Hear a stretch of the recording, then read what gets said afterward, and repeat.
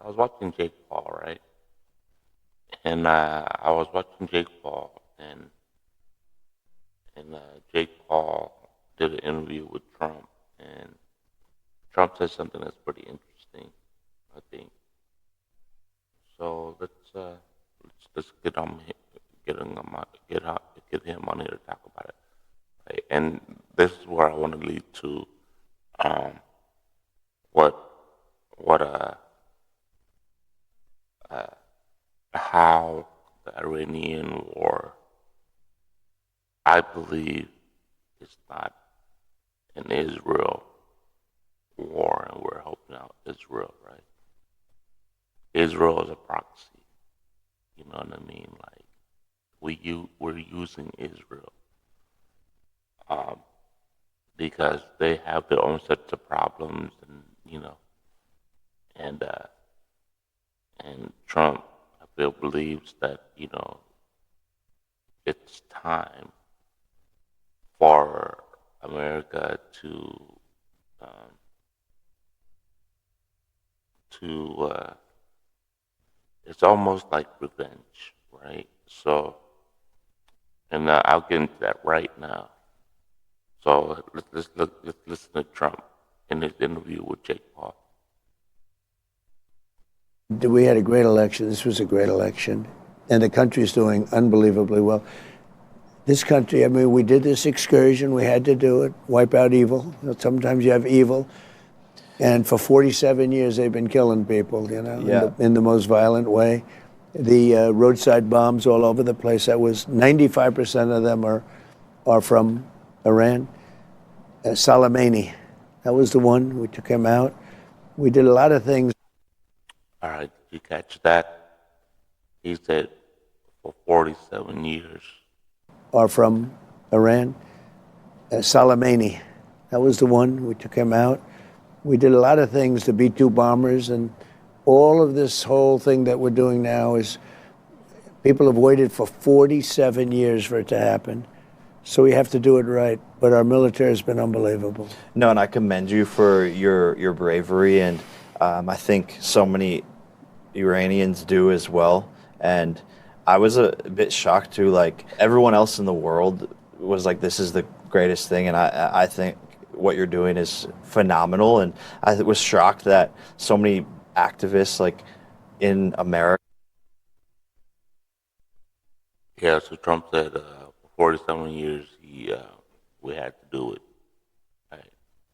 I think somewhere along the line he goes, yeah, they wish um, they were able to do it, but they weren't able to do it until I, right, which is Trump. So he came about, and he was able to build an army so strong or whatever, right? I mean,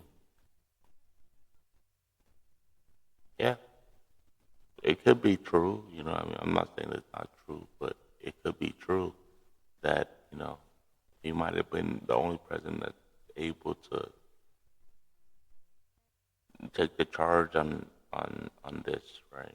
When everyone else probably wanted to do it, but they didn't know how to get to that point.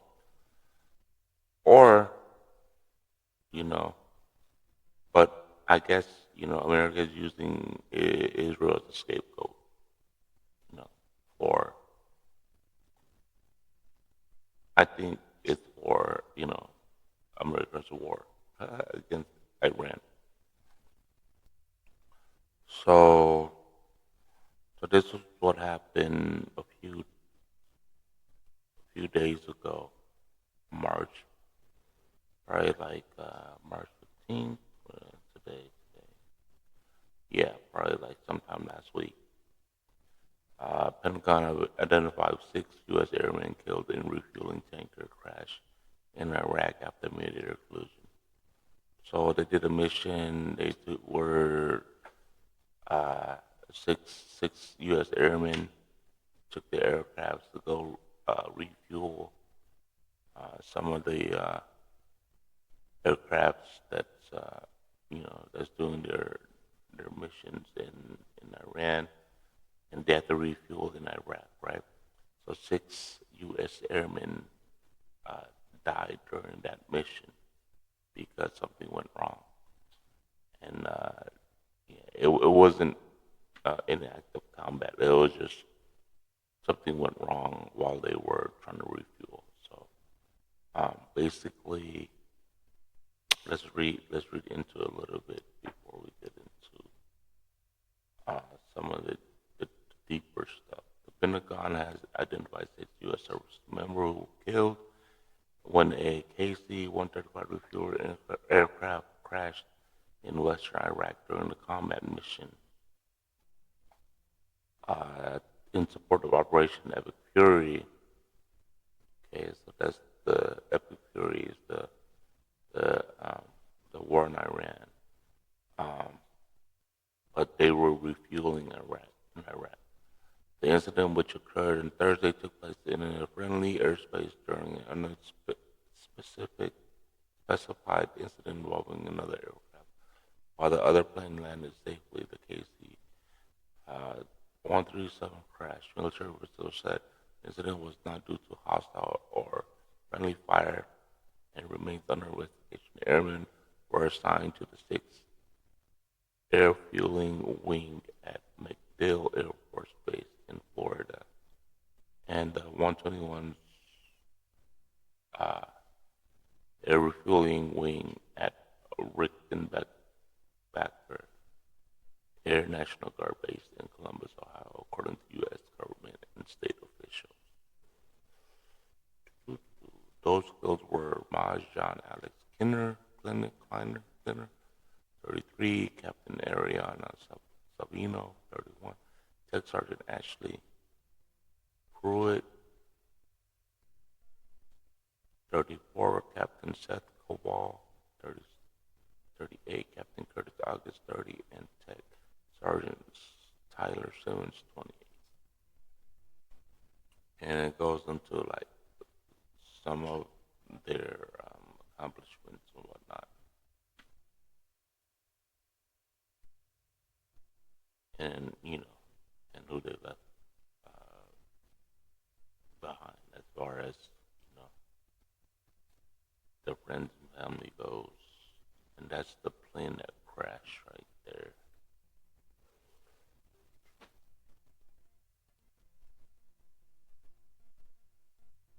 All right. Okay, let's get into the video. Because I think the video is gonna give us a little bit background into the Iran war. Here we go. The incident occurred over friendly territory in western Iraq while the crew was on a combat mission, and again was not the result, as CENTCOM has said, was not the result of hostile or friendly fire. I ask that we remember our fallen and those participating in the recovery operations to bring home our lost KC-135 crew. Following this morning's briefing, Central Command confirming all 6 crew members of a U.S. KC-135 Strato tanker that crashed have died. Let's bring in retired Navy Vice Admiral Robert Harward, who led invasions in Afghanistan and Iraq. Sir, welcome to you and thank you for being here. We obviously mourn the passing of these 6 servicemen. Can you tell us a little bit about this incident? Well, here's what I will tell you. Our military every day is at hazard. It's a tough profession. It's a lot of operational risk in training and preparation and operations. And apparently this incident, from what I understand, is an accident. There was a mechanical problem or some sort, but it wasn't hostile fire. But it's indicative of the obligation all our servicemen and members take on. They deal in a hostile environment, not just in war, but in daily training and operations. And so I attribute it to this, and my hearts and prayers are with all of them. As we move into this day that the Secretary of War described will be the highest volume of strikes on Iran that the military has launched so far. President Trump went on with Brian Kilmeade. They taped last night. This was released this morning. This is some of what he said on degrading Iran's weaponry. Listen. We've knocked out most of their missiles. We've knocked out many of their drones. We knocked out a lot of the manufacturing areas where they manufacture the missiles and now the drones. We're hitting them harder than anybody's been hit since World War II. How would you, Admiral, describe the current state of this war? We're going to go after them with everything we have because it's a watershed event. Not just because we know they can't have nuclear weapons, not just because they've been threatening and striking us and the GCC, but third, and I think one of these things, this war with radical Islam. When the regime came to power in 1979, they've been exporting that for 45 years now. If you take out the regime, you bring to an end that support. So the ramifications of this are unprecedented, and that goes back to what the president and the secretary of war, we're going to go after these guys with everything we have for as long as it takes. They are in an existential position, and we're going to make sure they do not come back from this. And as far as the president's goals, there is obviously a political football being thrown around in Washington on whether or not the president. All right, did you guys catch that? He said it's been going around for 45 years. Technically, it's been going around for, if we said it's 1979, 47 years, right? And what did Trump say, right? He said, we've been at this for 47 years. You know what I mean? Like, so, yeah, it's America's war. You know what I mean? Like, and no one else is willing to take it on but Trump. So technically, you know what I mean? Technically, we're kind of using Israel as a scapegoat. You know, and this guy's a former Navy SEAL admiral, right? And I wanted to dig deeper into the actual what happened in 1979 a little bit, because that's when the regime change happened, and the way it happened is the reason why we're probably at the war against them right now, right? The way it happened, right? So I'll give you a little bit of context, right? So what happened was they went, and then they did an uprising against the government, right? The regime change that went into the Islamic State regime, which is the regime today that they have, right? But before that, it was the other regime, which was the more when it came down to like the king or whatever, right, of Iran, right? But then when they did the regime change, it became a theocrat, right, which is a regime based on religion, right? Before it was the regime based on the monarch, which is a king. You know what I mean? And then so this is where you have the extremism when it comes to radical Islam or whatever, right? And then so the way this guy is putting it is like they're just getting bigger, bigger, and bigger, and stronger, and stronger, and stronger, right? So if they were to ever possess any actual firepower, which is like the nuclear capability in weapons, then they can potentially be the one that's misusing it, because their religion is based on de-westernizing, the Western societies in the world. So this guy is a former Navy SEAL, the admiral, right? So I mean, he's probably kind of like maybe speaking about the elephant in the room, like he said the quiet part out loud. You know what I mean? He said the quiet part out loud. While everyone else, kind of like, oh yeah, well, everyone, like no one wants to be a part of this, no one wants to be a part of that. this is Israel's war, right? It's almost like, is it really? Let's go into how they. So this is what happened. All right, hostage crisis. 1979, when 66 Americans, including diplomats and other civilian personnel, were taken hostage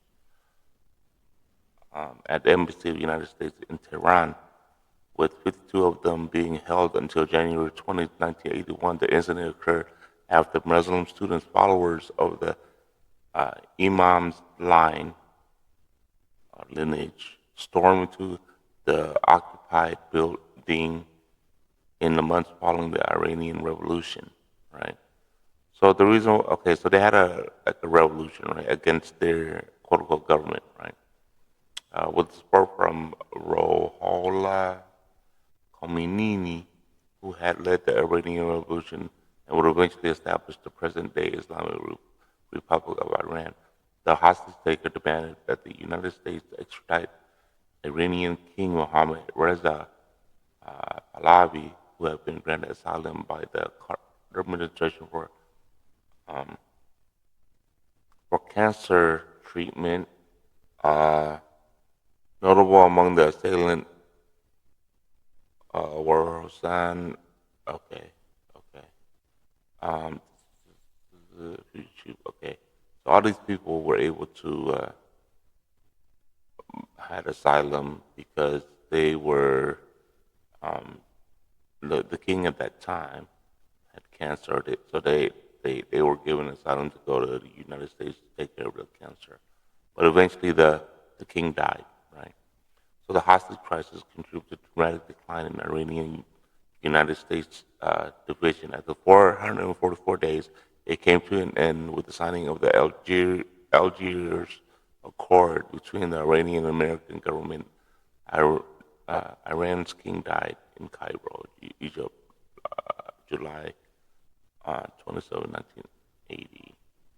Here we go. So that's the picture of the Iranian students storming to the embassy, right? It was in November 1979.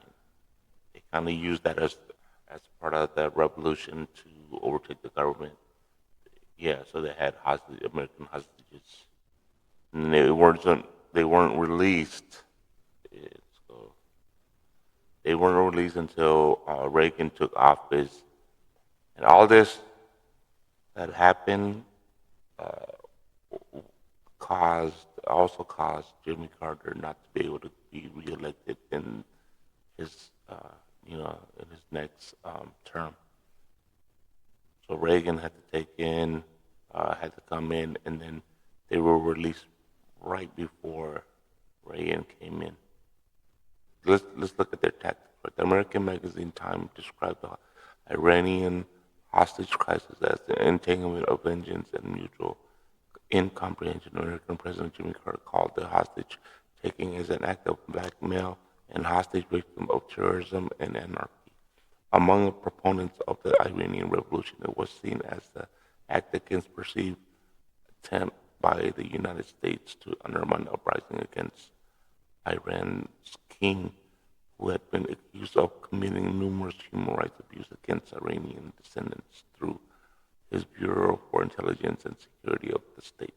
The Carter administration refused to extradite Pahlavi was cited by the hostage taker as proof of complicity in the part of the United States, which in turn denounced the Iranian hostage taking as an egregious violation of principle of international law, such as Vienna Convention under the diplomatic compounds are to be granted immunity from coercion and harassment. 6 American diplomats who had invaded capture were rescued by the Canadian caper in January 27, 1980, as Iran hostage crisis negotiations dragged out and did not secure the release of the remaining hostage.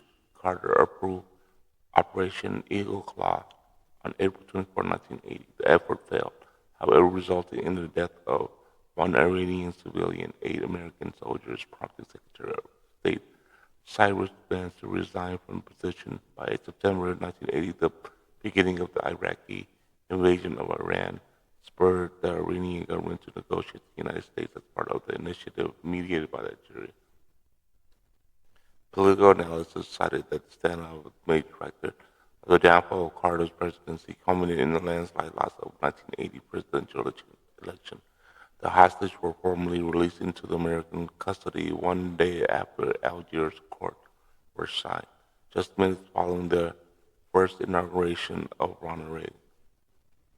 In Iran, the crisis strengthened the prestige of Khomeini and the political power of theocrats who opposed normalization with the Western world. Since then, the United States has enforced international sanctions against Iran with regard to latter nuclear ambition and human rights record, further weakening ties between the two countries. Okay, so we did the first embassy assault. They took a Marine, and then he was able to be negotiated by Jimmy Carter to be freed, but he was tortured. First assault. Okay, the morning of February 14, 1979. So this is how they did it. And I think this is pretty interesting because it kind of showed the tactics that were involved, right? So basically, they went in and here we go. I'll just read it. On the morning of February 14, 1979, the Organization of Iranian People's Fidel guerrillas stormed the U.S. Embassy in Tehran and took a Marine named Kenneth Krause hostage. Ambassador William H. Sullivan surrendered the embassy to save lives, and with the assistance of Iranian Foreign Minister Ibrahim Yazdi, returned the embassy to U.S. hands within 3 hours. Krause, injured in an attack, kidnapped by the militant, tortured, tried, and convicted of murder. He was to be executed with President Carter and Sullivan's securities released within 6 days. The incident became known as the Valentine's Day Open House. Second embassy assault. So the next attempt to seize the American embassy was planned for September 1979 by Abraham Azar a student at the time. He consulted with the head of the Islamic Association in Tehran, main university, including the University of Tehran, Saraf University, University of Technology, Polytechnic of Tehran, and Iran University of Science and Technology. They named their group Muslim student followers of Imam Line. As Gar Sadat later said that there were 5 students, right?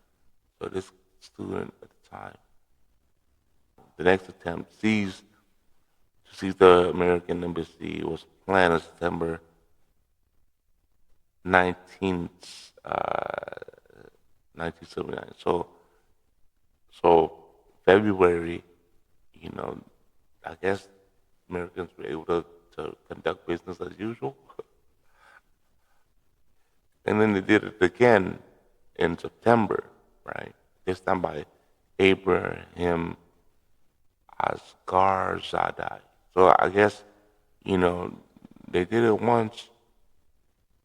They had like an itch or something, and they went for it again. A student at the time, he consulted with the heads of Islamic Association of Tehran and University. So I guess they weren't afraid of the Americans because the Americans they weren't aggressive, right? Obviously, they have a lot of education.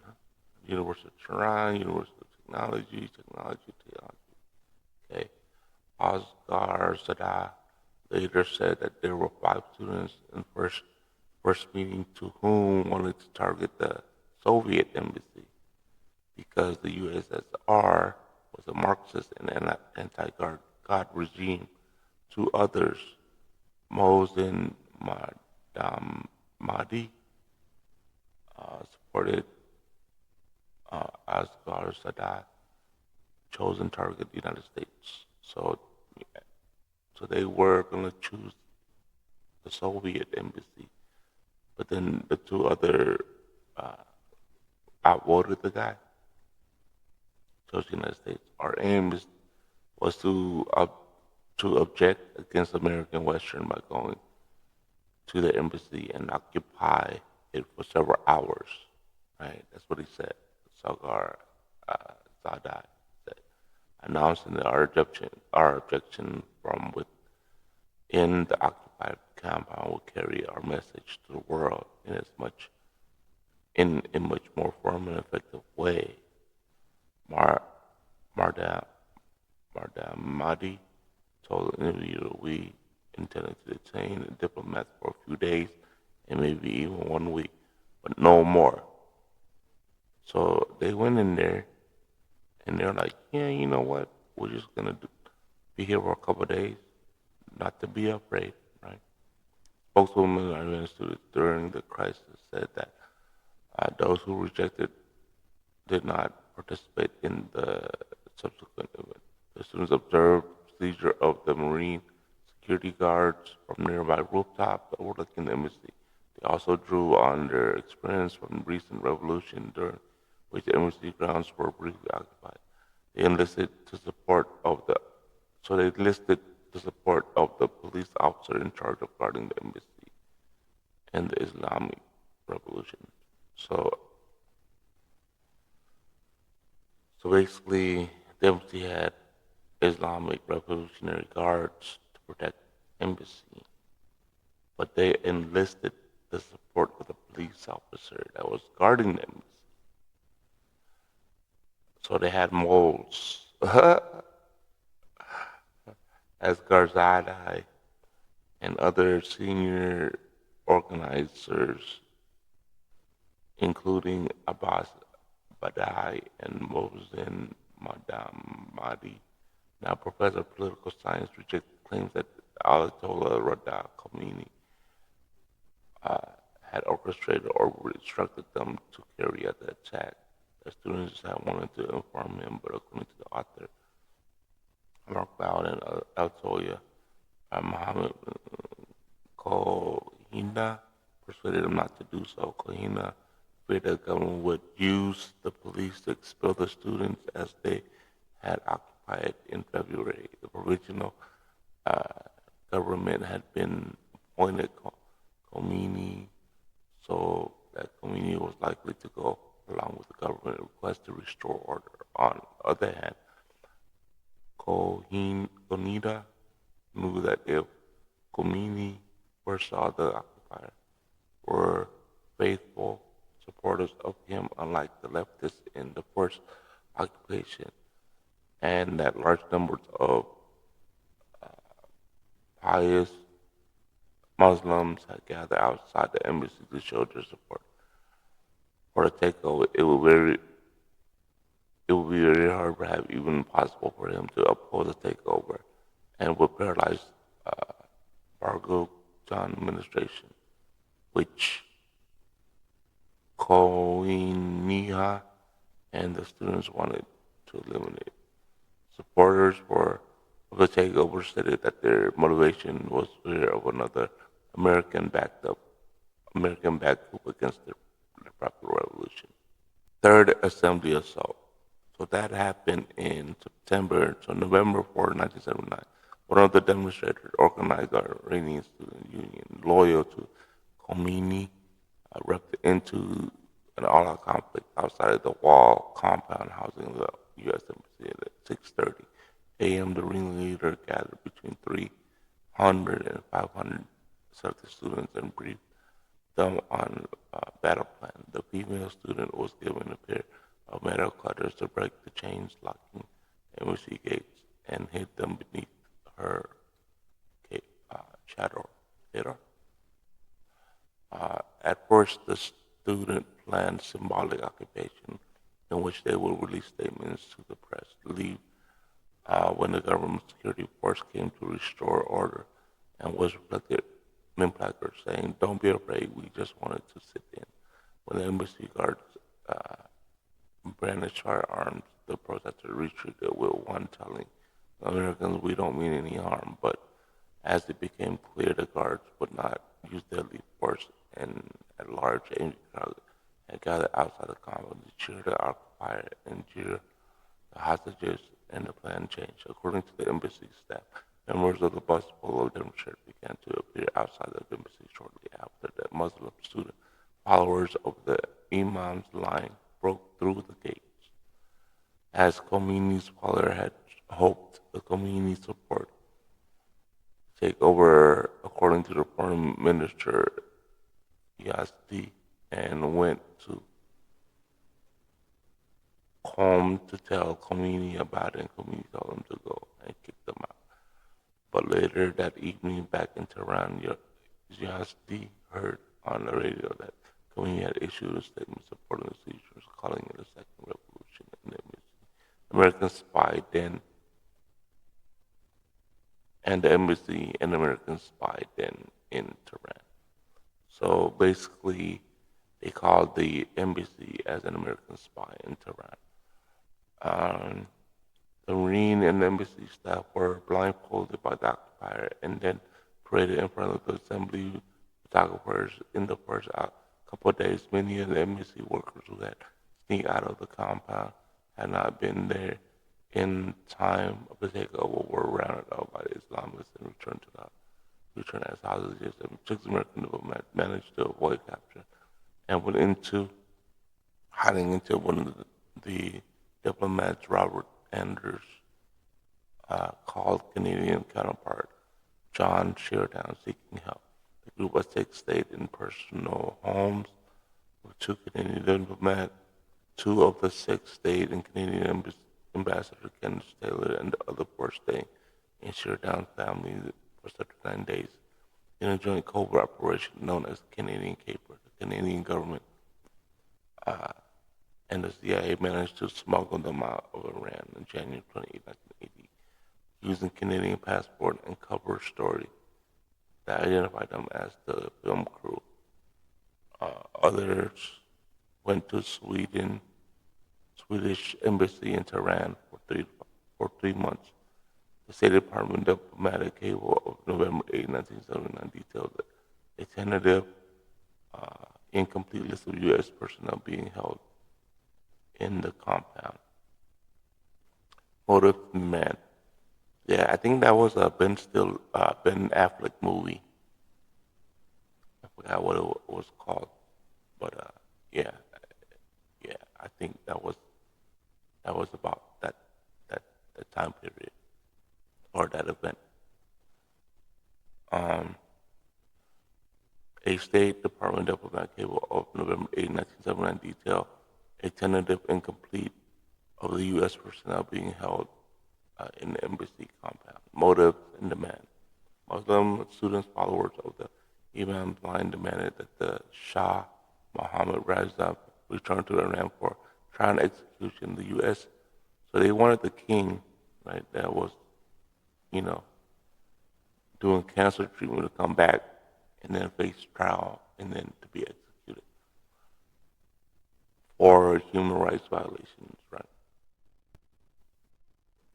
The U.S. maintained that the Shah, who was to die in less than a year later, in July 1980, had come to America for medical attention.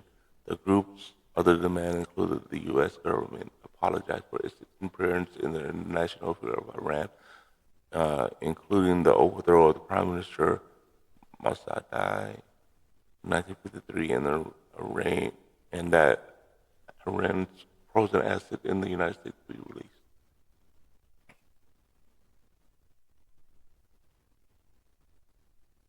Yeah, I guess there was a back and forth thing before that, but yeah. So so I guess the Islamic State took over, the regime took over, and then they had it for 47 years. And apparently, I don't think, I guess the Western world, or America, and maybe all the other superpowers aren't in line with the way the supreme leader of Iran is going about. Um, you know, they use the word colonizing or imperialism, right? But it's the theocrat regime um, in kind of running the show as far as um, trying to expand. You know what I mean? I think somewhere, um, uh, I think other leaders expressed their concerns about during more recent times. They're concerned about um, the Ayatollahs, before Trump had taken them out. That Khomeini or whatever, right? Or Soleimani or whatnot. Like they were expressing that they were kind of this this very hostile uh, regime in the Middle East that's kind of just like the big bully, right? They even used the word Hitler at some point. So I mean, um, and I think that's where a lot of the conversation is not really showcasing when it comes down to um, the back and forth between the left and right in America. You know what I mean? They're just everyone thinks Israel's the bad guy or whatever, right? And Israel's like, well, we're just defending ourselves, you know. And then everyone's saying that we're taking the bidding from Israel. You know what I mean? Or like Trump is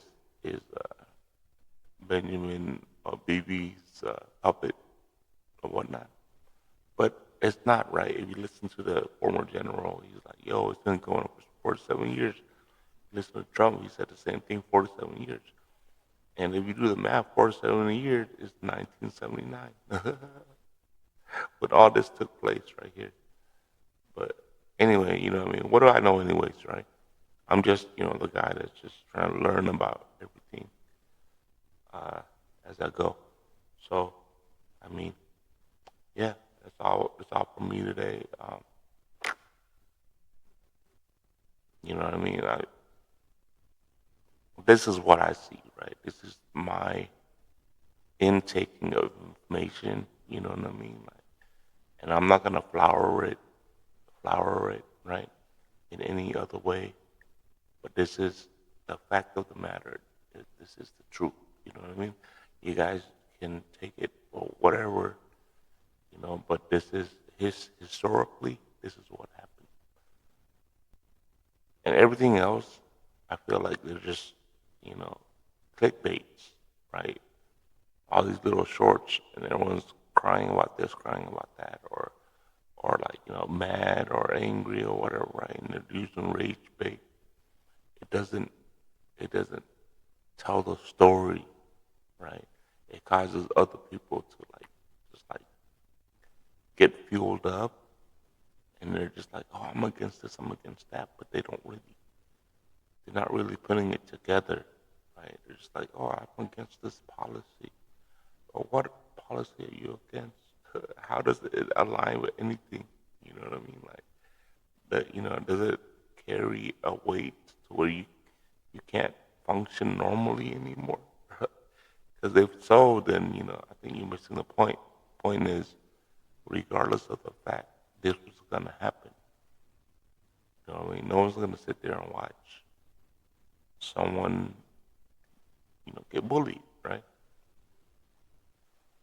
Uh, Now, if you're saying that, okay, well, America's bullying the other side, well, 47 years is a long time to sit and watch, you know, things take place, and you didn't do anything about it.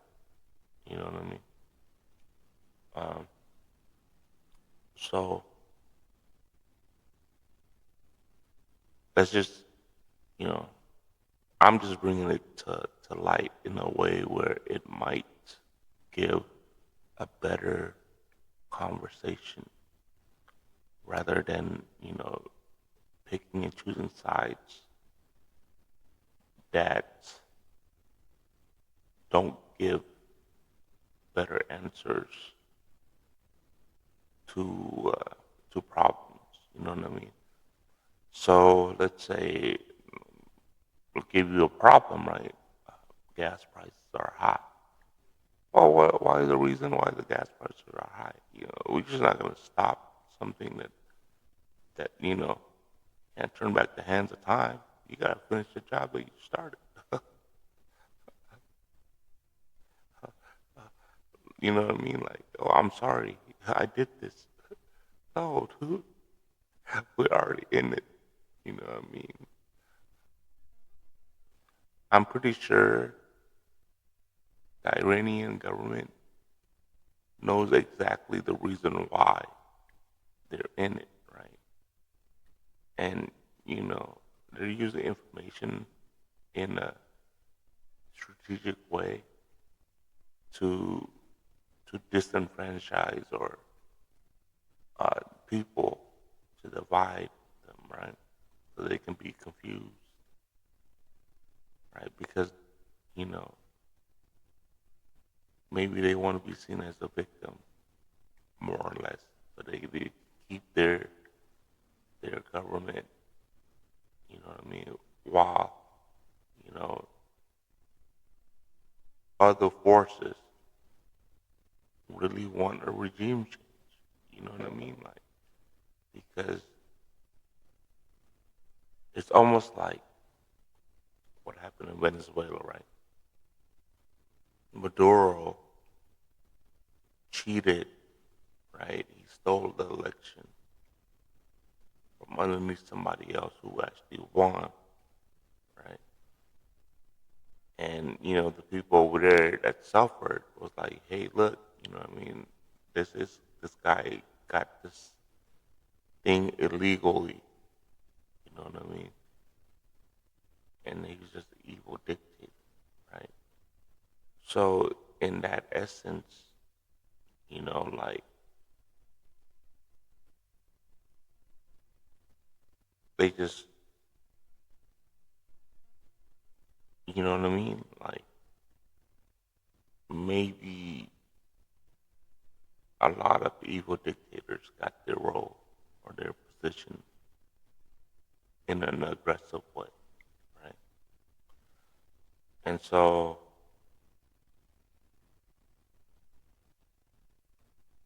you know what I mean? That's all I'm saying, guys. But anyway, that's just my 2 cents, y'all. What I know anyway. Um, just my opinion, I think these people are gonna do what they're gonna do anyways. I don't think we we can only do so much as regular people, right? We can only do so much. We can watch, we can vote, but we don't have a say. We really don't have a say. You know what I mean? So yeah. Anyway, have a good night, y'all. Peace.